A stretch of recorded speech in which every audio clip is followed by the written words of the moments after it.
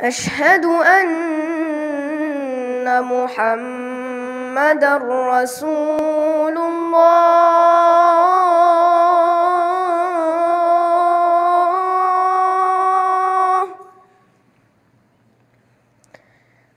أشهد أن محمدًا رسول الله.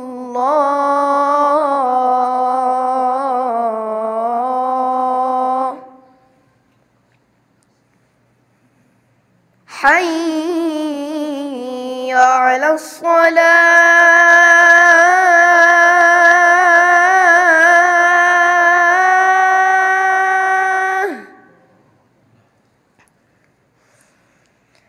حي على الصلاة.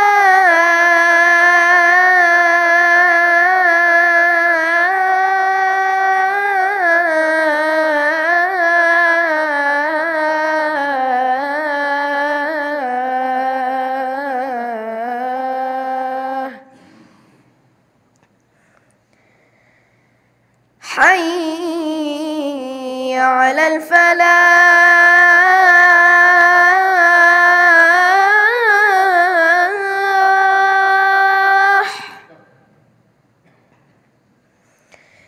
حي على الفلاح.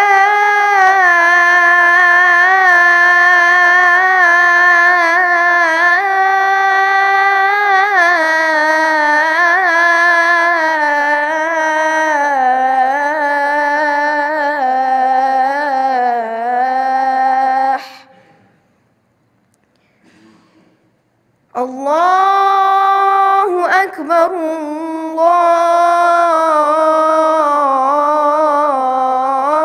الله أكبر. لا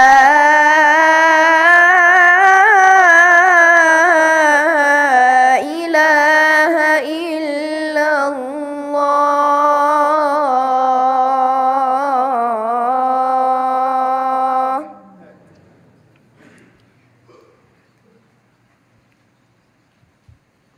إن الحمد لله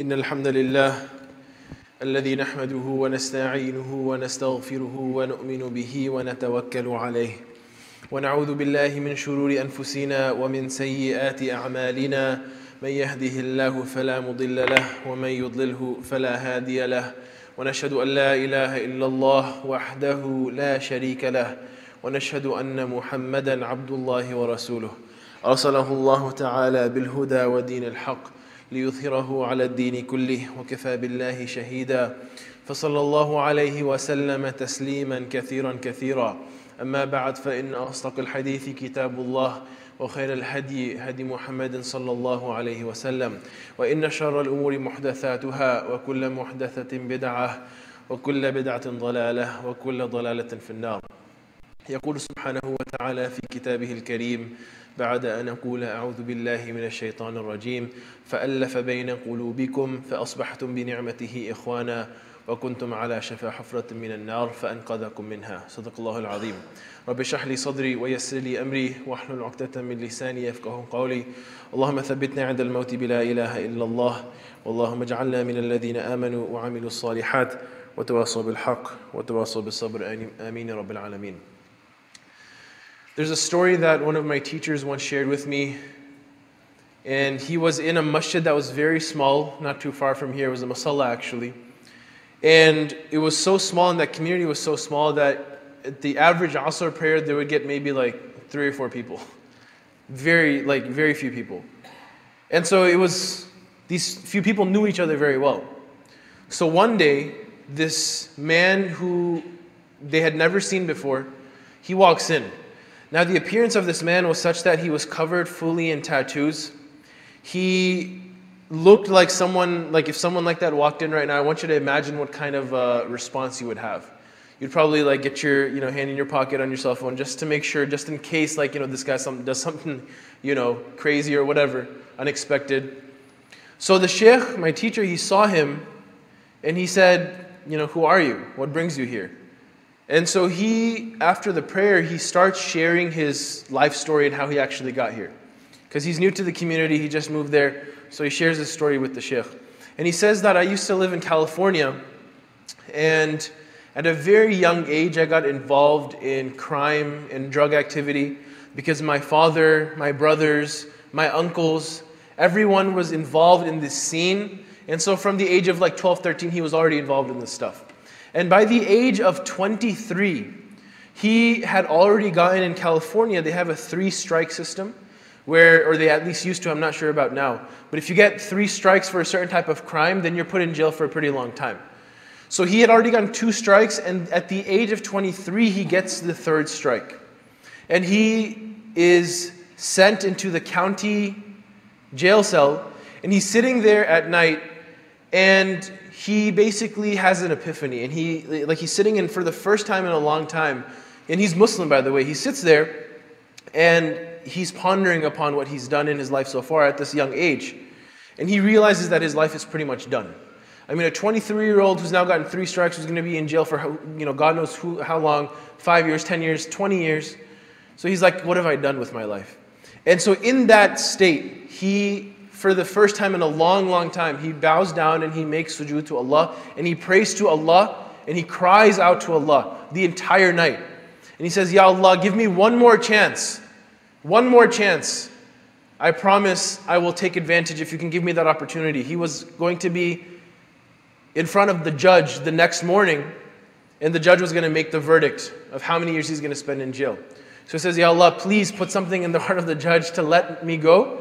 And if you give me this one chance, I will take advantage of this chance fully. And he said specifically to Allah that if you let me go and you let me have this chance, then I will fulfill the wish of my mother who wanted one of her children to become a hafid. He memorized the entire Quran. And so he said, if I get out, I'm going to fulfill this wish of my mother, and I'm going to memorize the entire Quran. So the next day comes, his parents, uncles, his whole extended family is there, expecting the worst. He comes in front of the judge, and the judge wisely asks him, he says, if I let you go right now, if I let you go today, what will you do? He's a young man, and the judge knows that even if he gives a good answer and the judge lets him go, if he's not serious about it, if he just says it in words, but his action doesn't, be based on his words, he's going to end up right back in front of the judge in a few weeks or a few months anyway. So the judge asks him, and he responds and he says, Judge, I thought about it last night, and I prayed to God, and I promised him that if you let me go today and if you give me this chance, then I will change my life, I will turn it around completely. And so the judge liked this answer, and he said, okay, you're free to go. And so now everybody's shocked. His whole family, his parents are like, what just happened? How did this happen? Right? And so he goes to one of his uncles or his father, and he says, can I borrow $40? Can I borrow some cash? So he tells him, yeah, what do you need it for? He says, I want to go to the local Islamic store, or bookstore, or masjid, wherever I can find a Quran and some learning materials on the Arabic language and Quran and whatnot. And I'm going to go and I'm going to start learning this deen for real. And I'm going to start memorizing the Quran. And I'm going to try to memorize this book. And within 8 months, subhanAllah, he memorized the entire Quran. And then, if you ask any person who knows him, he got a good job after that. He got married, he has 2 beautiful children, and he's one of his family, and he are one of the most honorable and well-known families in his community. SubhanAllah, he's well-liked amongst the people, and he's known to be a good person, and he has a good family. So look at this person who, at the beginning of this story, and this is a real story by the way, at the beginning of the story he was in this situation where his life was about to end. He was going to be in jail for who knows how long. But then he sincerely turned to Allah and he asked for forgiveness, and he repented and his life changed. And so just by looking at his appearance, full of tattoos, whatever a person's wearing, whatever you see on the outside, it's very easy for a person to judge. It's very easy for a person to look at someone else and assume the type of person they are without actually knowing the full story. And so that's the first point I'd like to make today in this khutbah based on this story, is that we should never judge anyone by the outwardly. And that first applies to the appearance. No matter if a person A youngster walks into the masjid with shorts. A person comes in wearing a tank top. A person comes in wearing a cap backwards on his head. A person, a sister walks in with inappropriate clothing. Whatever it is, right? We should, of course, we advise people as much as we can, but we never judge them. We never judge them and assume the type of people they are and the types of hearts they have and if they're guided or misguided just based on what we see on the outwardly. So the first aspect is the appearance, what we see in terms of the way they look and what they wear. But the second aspect on the outwardly is actually their actions. We should never judge anybody by their actions. So it doesn't matter if you see a guy and a girl walking, and you should never assume that, oh, this person is doing something wrong if you don't have any information. We should never jump to conclusions or assume things about people. We should never think that, just based on someone's actions or what they're doing, that they're either a good person or a bad person. And so the Prophet ﷺ, he said, one of the reasons we should never do this is because we never know what our status is and what our situation is with regards to Allah subhanahu wa ta'ala. Then we should never try to think that we can assume that about other people if we don't even know that about ourselves. The Prophet ﷺ, he said that, and I'm paraphrasing this hadith, he said that there may be a person who does so much good that he thinks that he's actually an arm's length from paradise. But because of what Allah had decreed, he will start doing actions that are from the people of hell, and he will actually end up in hell. He was so close to paradise, but he actually ended up in hell. And conversely, there will be a person who was not but an arm's length from hellfire, but because of what Allah had decreed, he started doing the actions of the people of paradise, and he ended up in Jannah. And so we should never assume that even if we think we are so close to paradise, we for whatever reason have that assumption that, yeah, we're guaranteed Jannah, or we're pretty good. I pray my 5 daily prayers, I'm good. I don't do anything bad or whatever. But I see other people and they're doing bad, and you think you're from Jannah, and you assume about other people that they're not. You never know. You should never stop focusing on yourself. Because, God forbid, you could be one of those people the Prophet ﷺ mentioned. That you stop focusing on yourself, you start judging other people, and Allah leads you down the wrong path. And you should never assume that that person, as close as that person may seem like he is or she is to hellfire, that Allah cannot change their heart, and Allah cannot change their actions and change their life around, just like we heard from this story, where they could actually go and end up in Jannah at the end of their life. So that's the first thing.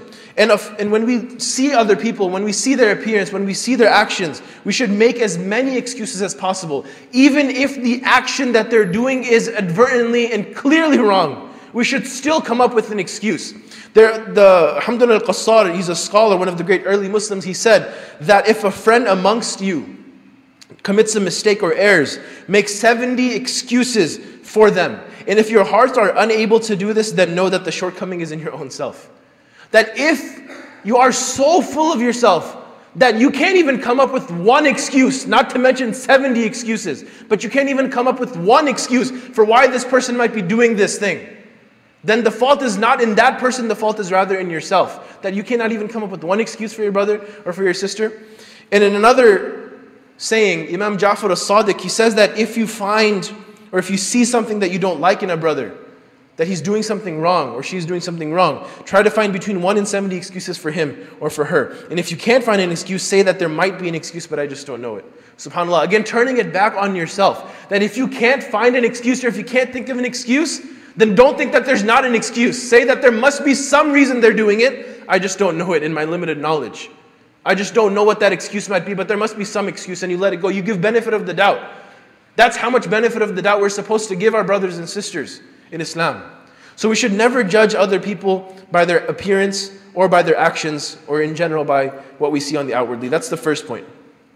The second point is that we shouldn't judge other people because we don't see the progress that they've made. Have you ever heard the saying when it comes to people who are successful that, overnight success? Like people that, like if you see, for example, a millionaire in front of you and you think that that person just somehow became a millionaire overnight, but you don't, like when you see a person who's rich or successful, you just see what's like face value, what's there. You don't see the 18-hour days, the sleepless nights, the extreme amounts of hard work and struggles and failures that they had to go through to get to that point. Similarly, when you see a person in front of you who you may judge or you may think about judging, you don't see the progress. Let me give you a simple example. You see a person who is, let's say, overweight in their appearance. And again, this doesn't just apply to the religious sense. This applies to everything. This applies to, your physique. If you're fit and you see people who aren't fit, you judge them. And you say, oh, why can't this person take care of themselves? If you're wealthy and you look at other people that aren't wealthy or don't have as much as you have, then you judge and you say, oh, look at these people. They don't know how to, take care of their finances or whatever the case is. So it applies to all aspects of life. So a simple example is if you see a person who's like 250 pounds, they're overweight, they're obese. But you don't realize, and you see them face value, but you don't realize that 6 months ago that person was actually 300 pounds. And they're headed in the right direction. You don't see the progress that they've made. You see a person praying 3 times a day. You don't realize that a few weeks ago that person wasn't praying at all. You don't realize that if a person, a sister is not wearing hijab properly, she's like, not covering her hair, but she's dressed, properly in the other parts. But then you don't understand that a few weeks ago she was actually way worse than she is right now. You see a person who has 5 haram businesses, but you don't realize that that person had 20 haram businesses and he's getting rid of them. And he's on it and he's making progress. You don't see that progress. You just judge based on what you see in front of you. And that's why we shouldn't do that, because Allah knows the progress that that person is making and how hard they're trying to get away from that struggle that they're going through. And the most popular probably example of this is that of the man who killed 99 people, and then he asked a person who seemingly had knowledge, will I be forgiven by Allah? And he said no, and then he killed that guy too. And a side note, if a person who had killed 99 people comes up to you, you should give him the answer he wants. I don't know why that guy didn't do that, but he got killed too. So the 100 people, and then he goes to another sheikh, a scholar who actually had knowledge, and he said, well, Allah forgive me. And we've probably all heard this story. And he said, yes, Allah of course will forgive you. Who's standing in between you and forgiveness? And so, but he said that you need to repent sincerely and you need to go to the nearby town so that you can make a fresh start. And he's on his way and he passes away. And so the angels of mercy, the angels of punishment come and they're debating, they're arguing who should take this guy. And the angels of mercy say, no, we should take him because he's on his way to make a fresh start, make a new life. The angels of punishment say, no, look at all the sins he's committed, look at all the people he's killed. And so then they say, okay, whichever town he's closer to, the one he's coming from or the one he's going to, then the respective angels will take him. So then he was actually closer to the town he was coming from, the bad town to say. But Allah subhanahu wa ta'ala moved the earth and shifted the earth in a way where he was barely closer to the good town and the angels of mercy took him. Why? Why did Allah accept that person into His mercy? Because he was making progress. He was making sincere progress and he repented and he said, Ya Allah, I'm heading in the right direction. I just want to do the right thing and I want to make progress. And I want to get better and improve in what I'm doing. And Allah subhanahu wa ta'ala accepted that person in His mercy, even though he had committed so many sins and so many mistakes. So that's point number 2, is that we should never judge a person because we don't see the progress that they have made or that they are making. We only see what we see in front of us. Point number 3, very simple point, but very, very important point, and that is that we should not judge people because they may simply be better than you. Allah subhanahu wa ta'ala, He says in the Quran in Surah Al-Hujurat, Ya ayyuhalladhina amanu la yaskhar qawmun min qawm asa an yakunu khayran minhum. All you who believe, do not let any one or any group amongst you make fun of or put down another person or another group amongst you. Why? Perhaps the person or group that's being made fun of may actually be better than the one that's making fun of them. The one that's making fun may actually be worse than the one who's being made fun of. So you don't know, again, the status that you have and that the other person has when it comes to Allah subhanahu wa ta'ala. Inna akramakum indallahi atqakum. Know that the most noble amongst you is the one who has the most taqwa. And the Prophet ﷺ, he says that taqwa hahuna, the taqwa is in the heart. You can't see it. So there's no way for any one of us to judge or to think that I am somehow better than any one of you or any one of you is somehow better than me. Only Allah knows that. Which means the playing field is leveled. There's no distinction. The only distinction is with Allah knows that. And so we can never think that we are better or worse just based on what we see or the actions or the appearance or whatever it may be. So we should never judge because the person we're making fun of may actually be better than us. And Mufti Menki comments on this beautifully and he says that when you see someone that doesn't do 20 good actions that you do, so you do 20 good actions or whatever and you don't see those same actions in that other person, then know that that person might go home and in private do 20 actions that you don't do. That person may not pray sunnah at the masjid, but he goes home and prays the sunnah. That person may not do the things that you do in your public life, but that person goes home and helps his mother every day. She's sick, she needs help. He serves her. He does other things. He prays tahajjud every night. You don't see that. So that person may be much closer to Allah than you are. Just because you don't see that on the outwardly in public doesn't mean that that person is not. And so we should never judge because that person may be better than us. Point number 4 is to look in the mirror. Very simply, and very short point, but this is very important.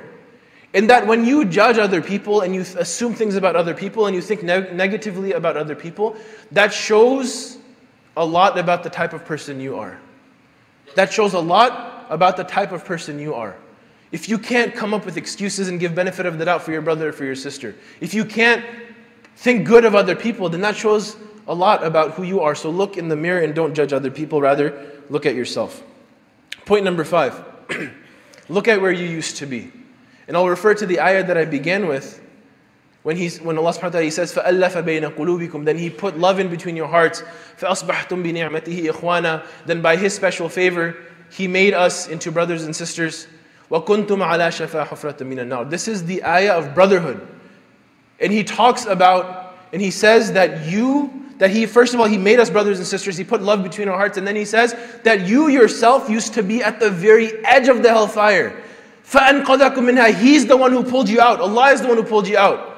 You yourself weren't wearing hijab a year ago, but now you see sisters who aren't wearing hijab and you're going to judge them? You yourself weren't praying at all 2 years ago, and now you see a brother or someone who's not praying and you judge that person? You yourself were in haram business just a few months ago, and now you see a person doing something wrong and you judge that person? You yourself were overweight, and now you see an overweight person and you're going to judge them? You yourself were poor and not well off, but Allah blessed you with a good job, with a successful business, and now you're going to look at people and judge them? SubhanAllah. Every single one of us, we're on a journey in life, and we have our ups and downs. When we see people who are having downs, and just because we're having our ups in that specific regard, whatever part of life that may be, we should not kick them and say, oh yeah, this person, forget this guy, forget this person. No. Rather, what we should do, and what this ayah of brotherhood tells us to do, is that we need to reach out, and we need to help. Say to that person, I've been through what you're going through. I've had this struggle. Let me help you. Let me help you. I've gone through this addiction. I've gone through this struggle. I've gone through what you're going through. Let me help you. Let me tell you how I got through this. Let me tell you how Allah helped me get through this. So instead of kicking people off the cliff, extend a hand and help them back up. That's what community members do for each other. In a cult, what happens is if a person is not living up to the standard of that cult, then that person is kicked out. You don't belong here anymore. But in a community, what happens is when someone's not reaching that standard, then you help them reach that standard. You don't kick them out. No, that's not what community members do to each other. So we should look at where we used to be ourselves. And based on the knowledge we have, based on the experiences that we've gained, based on the struggles that we've overcome, we should reach out and help other people who are going through those struggles that we've overcome. A very short story that I'll share with you as we conclude. That is of Imam Abu Hanifa. He used to have a neighbor who was a drunkard. He used to drink all the time. And in fact, when he used to drink, he used to sing songs and poetry while he used to drink as well. And these songs and these poetry were such that he just hated the world. He hated everything in this world. He was just like, oh, there's no point of, what's happening. And he was in his own world kind of thing. But Imam Abu Hanifa never said anything to him. I mean, Imam Abu Hanifa is the person who was asked to be the supreme judge of the Muslims at that time. And so he has a very high regard in the society. And so what happens is that a couple of days go by and Imam Abu Hanifa doesn't see his neighbor. He doesn't see the guy, sitting in his front yard drinking and singing like he normally does. So he asks other people, he's like, where'd this guy go? What happened to him? And so they tell him, oh, didn't you know he got arrested? He was put in jail. So then Imam Abu Hanifa shows up to the county prison. And he says to that county judge, now Imam Abu Hanifa everybody knows him. So the county judge is like, oh my God, what is Imam Abu Hanifa here for? What's he doing? Whatever you need, whatever you ask, I'll do it for you. So he tells him, this person who was taken, he was put in jail a few days ago, I'd like you to release him. So he's like, that's it? And he's like, this guy, like, what do you have to do with this guy? And so, nonetheless, he lets him go. And the person, actually, one thing I forgot to mention is that in his poetry, he used to say things like, they let me go to waste. They let me go to waste. So in his poetry, he would say that, oh, this world let me go to waste. They didn't utilize my talents. They didn't, utilize me and whatnot and my skills. So then when he's let out, Imam Abu Hanifa, the man is confused. He's like, why did you come for me? Why did you come get me? Like, we never talk, we never do anything, right? Because he's a religious person, he's a non-religious person. They didn't really interact much. So he says, Imam Abu Hanifa says that, did we let you go to waste? And he shows him how important he is to him, even though they were complete opposites in terms of their personalities. But he says, did we let you go to waste? And the history tells us that this person completely changed. Completely changed. And he got rid of his drinking problem, he got rid of all that stuff, and he became a good person. And so that is what you and I have the opportunity to do when we see other people struggling. Is that you never know that the help that you give to another person, when you don't judge them and rather when you reach out to them and try to help them, you could literally change their life. You could change their life. You could be a means for them turning around and heading to Jannah instead of the other way. So we should look at where we used to be and we should help other people. And the final point I'll make is that we should show mercy to others if we expect to be shown mercy by Allah subhanahu wa ta'ala.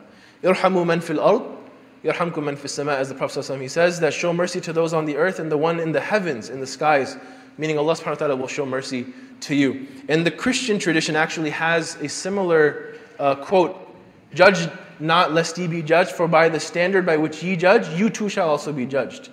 You judge other people in a harsh manner, then expect Allah subhanahu wa ta'ala to judge you in a harsh manner. None of us wants that. None of us wants, you expect justice, you want justice from every single person you see, then expect justice from Allah. But good luck with that. You don't want justice and we don't want justice from Allah. We want Allah's mercy on the Day of Judgment. If we're dealt with Allah's justice, then we're not going to end up in the right place. We want to be dealt with Allah's mercy. And if you want Allah's mercy on you and to be showered upon you, then show mercy to other people. And inshallah, Allah will show mercy upon you. So on that note, may Allah subhanahu wa ta'ala make us all people who do not judge others. May Allah subhanahu wa ta'ala enable us to take benefit from this and implement the lessons we've learned in our lives. May Allah subhanahu wa ta'ala make us people who reflect more upon ourselves than reflecting and judging other people. أقول قولي هذا واستغفر الله لي ولكم فاستغفروه إنه هو الغفور الرحيم.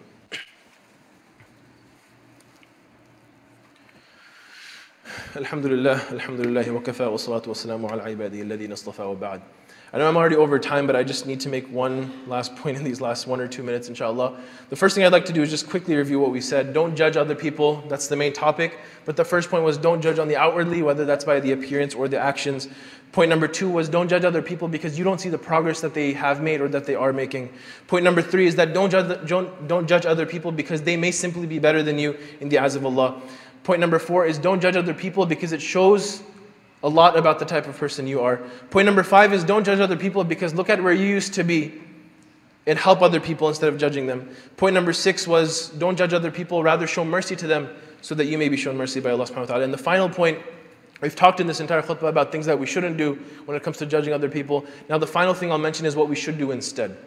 So if we're not judging other people and we stop judging other people and this is a problem we have, then we probably will have a lot of free time because judging other people takes quite a bit of time, talking about them and judging them and this and that. So hopefully that frees up some time from our schedules if we're not judging other people. So what should we do instead? Simple answer, we should judge ourselves. Umar ibn Khattab radiallahu anhu, he used to say, "Hasibu anfusakum qabla an tuhasabu." Hold yourself accountable before you are held accountable by Allah subhanahu wa ta'ala. Judge yourself. Judge only yourself and nobody else. And look at yourself.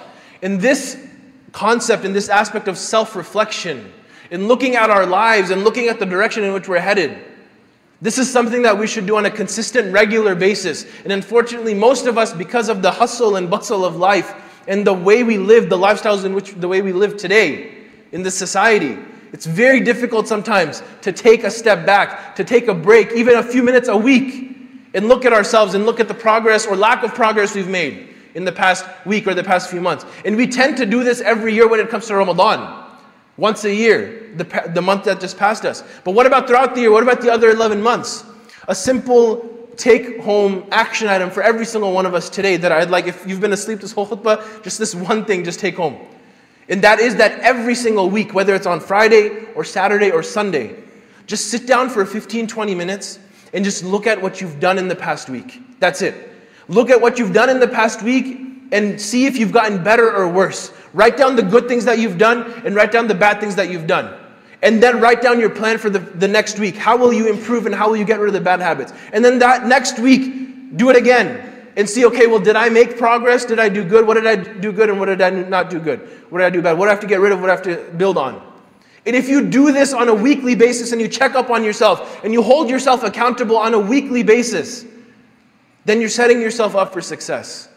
And the final thing I'll mention is that when you judge yourself and you look at yourself, then you realize that you're a pretty bad person. Every one of us, if you really look at yourself, you will realize, and I will realize, that I'm a pretty bad person. I'm a pretty terrible person. And when you think that about yourself, then you have no time, and you can't put any effort into looking at other people, because you're like, I'm so worried about myself. I have so much to work on myself. Why would I worry about other people? Why would I judge other people? Look at me. Look at me. I'm going to be held accountable before Allah. Why am I worrying about other people? So we need to, instead of judging other people, we need to only judge ourselves and hold ourselves accountable. May Allah subhanahu wa ta'ala enable every single one of us to hold ourselves accountable before we are held accountable before Allah subhanahu wa ta'ala on the Day of Judgment. May Allah subhanahu wa ta'ala make us people who are self-reflecting, self-pondering, and looking at our lives and trying to improve at all times. May Allah subhanahu wa ta'ala enable us to build on what we've done in Ramadan and build on that and make progress consistently throughout the next 11 months. May Allah subhanahu wa ta'ala accept everything that we did in the month of Ramadan. May He reward us for every good action that we did, and may He forgive us and overlook our shortcomings that we did in the month of Ramadan. And may He enable us that whatever good habits that we implemented and that we did in the month of Ramadan, may He enable us to carry those on. And specifically with regards to this khutbah, may Allah subhanahu wa ta'ala enable and prevent us from being people who judge others and rather be people who only judge ourselves. Ameen Rabbil Alameen. Inna Allaha wa malaikatahu yusalluna ala nabi. Ya ayyuhalladhina amanu sallu alayhi wa sallimu taslima. Allahumma salli ala Muhammad wa ala ali Muhammad. كما صليت على إبراهيم وعلى آل إبراهيم إنك حميد مجيد وبارك على محمد وعلى آل محمد كما باركت على إبراهيم وعلى آل إبراهيم في العالمين إنك حميد مجيد عباد الله رحمكم الله اتقوا الله إن الله يأمر بالعدل والإحسان وإيتاء ذي القربى وينهى عن الفحشاء والمنكر والبغي يعظكم لعلكم تذكرون ولذكر الله أكبر والله يعلم ما تصنعون أقم الصلاة